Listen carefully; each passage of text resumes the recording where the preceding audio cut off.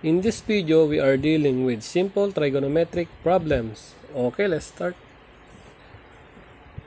Given the angle 45, 90 degrees of a triangle with hypotenuse of 11 cm, what is the length of each leg?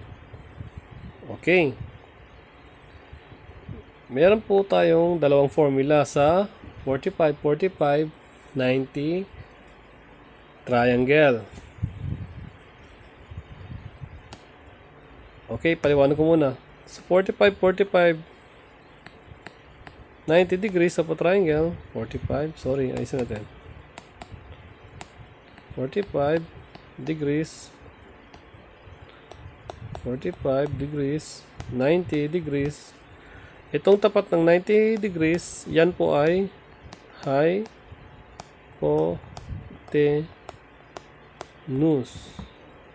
Yung tapat ng 45 degrees, yan po ay leg. Parehas silang 45, leg din ang tawag dito. Okay. Dahil given na hypotenuse, 11 cm, ito po ang formula na gagamitin natin. Side ng hypotenuse, 11 cm, i-divide lang po sa square root of 2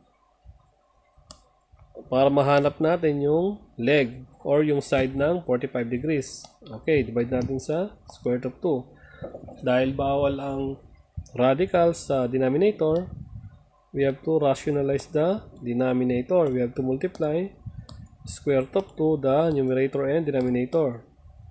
So mag-multiply po. 11 times square root of 2, 11 square root of 2. Square root of 2 times square root of 2 is square root of 4. Isa-simplify po natin yung square root of 4. So 11 square root of 2 over 2 ang sagot. Ito po ang answer. Okay, next question.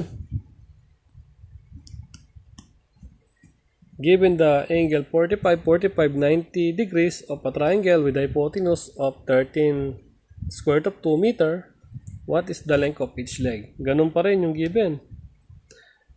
Given pa rin is hypotenuse at ang hinahanap yung leg. So, ito pa rin formula na to ang gagamitin natin. Given is 13 square root of 2. Now, i-divide lang daw po natin sa square root of 2. Yun po yung nakalagay. Divide lang. Dahil meron sa numerator at denominator, may square root of 2, kakancelin lang po natin. So, 13 meter. Yan na po ang answer natin. Okay. Next question.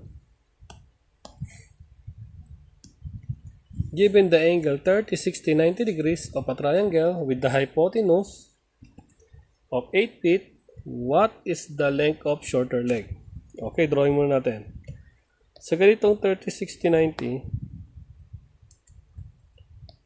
30, 60, 90, 30 degrees, 60, 90. Yung tapat ng 30 degrees, yan po ay shorter leg. Yung tapat po ng 60 degrees, yan po ay longer leg. Yung tapat naman po ng 90 degrees, yan po ang hypotenuse. Okay? Now, ito po yung formula niyan. Dahil given ay hypotenuse 8 feet at ang hinahanap is shorter leg, so side ng 90 ang given.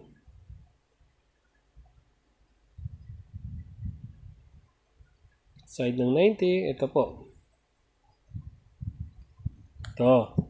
Then, ano sunod? Okay, hinahanap yung side ng 30 degrees. So, ang given is 8. Hypotenuse. I-divide lang daw po natin sa 2. Divide 2 is equals to 4 feet.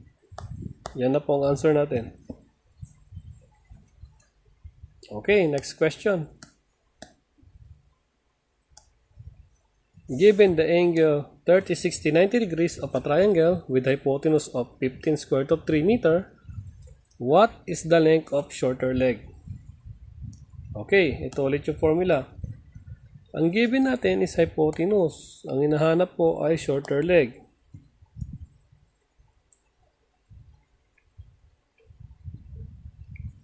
So, given na hypotenuse ito, hinahanap natin shorter leg.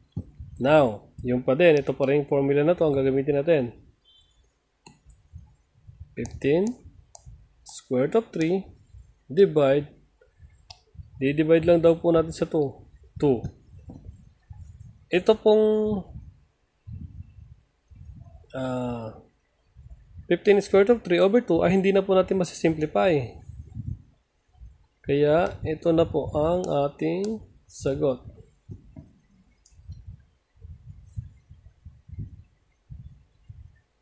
Okay, next question.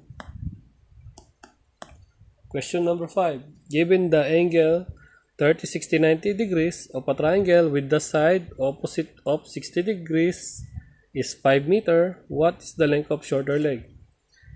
Dito ang given yung side ng 60 degrees. 5 meter daw.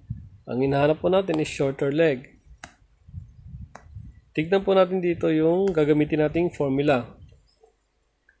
Given ay yung side ng 60 at ang hinahanap ay yung side ng 30. 5 given, i-divide lang daw po natin sa square root of 3. Square root of 3. Now, dahil bawal ang radical sa denominator, we have to multiply by, or rationalizing the denominator, multiply by square root of 3. 5 times square root of 3 equals to 5 square root of 3 over square root of 3 times square root of 3 equals to square root of 9. Simplify pa po natin. Simplify 5 square root of 3 over square root of 9 is 3. Then, ito na po yung answer natin. 5 square root of 3 over 3 meter.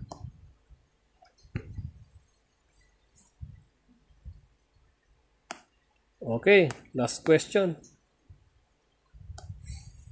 Given the angle 30, 60, 90 degrees of a triangle with the side opposite of 30 is 10 meter. Okay, ang given is side opposite of 30, 10 meter. What is the length of hypotenuse? Ang hinahanap natin is hypotenuse. Now, tignan natin. Saang formula dito ang gagamitin po natin? Given is 30. Ito po yung side ng 30 at ang hinahanap po ay yung hypotenuse.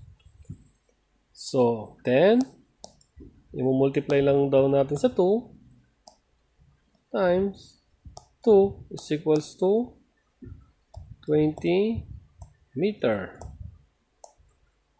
Ito na po ang answer natin. I hope you learned. See you next time. God bless.